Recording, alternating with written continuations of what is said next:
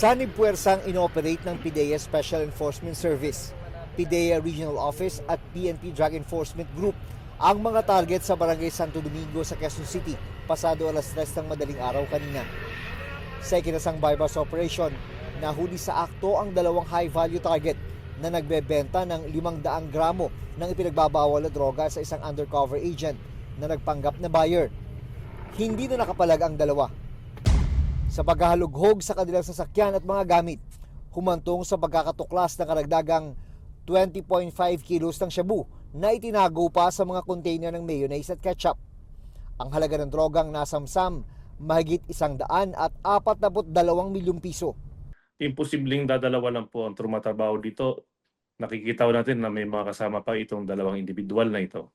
Nasamsam din sa mga sospek ang iba't ibang drug paraphernalia. Tumanggi magbigay ng pahayag ang dalawang sospek na nahaharap sa reklamong paglabag sa Comprehensive Dangerous Drugs Act. Droga rin ang dahilan, kaya napunta ang mga operatiba ng Philippine Army sa tabing dagat sa bayan ng Paluan, Occidental Mindoro. Sa gitna ng masamang panahon at malakas na alon, isang speedboat ang sumadsad sa baybayin. Sakay nito ang dalawang hinihinalang foreigner. Nabutas yung bangka niya, yung speedboat niya. Tumabi siya doon banda sa Barangay Harrison. Nung nilapitan sila ng mga tao, ayaw nilang tumanggap ng tulong. So yung mga tao nagduda kasi hindi sila naiintindihan, hindi marunong magtagalog. Itinawag ito ng mga residente sa military base, kaya rumisponde ang mga sundalo.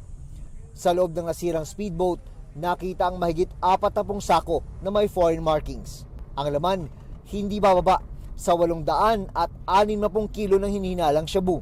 Ang standard value po nung na-recover natin doon, na na-turnover po sa atin, is 5,848,000,000 pesos.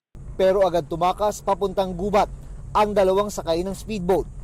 Through continued cooperation and vigilance, we can prevent the proliferation of illegal drugs and ensure the safety and security of our people. Nakatakdang i-turnover sa PNP at PIDEA ang bilyon-bilyong pisong hinihinalang shabu. Sa isinagawa namang follow-up operation, nahuli ng mga sundalo ang dalawang dayuhang sakay ng speedboat na tumakas. Mga Chinese national umano ang mga sospek. Dadalhin ng mga dayuhan sa kustodiya ng PNP para sa investigasyon. Para sa GMA Integrated News, June Veneracion ang inyong saksi.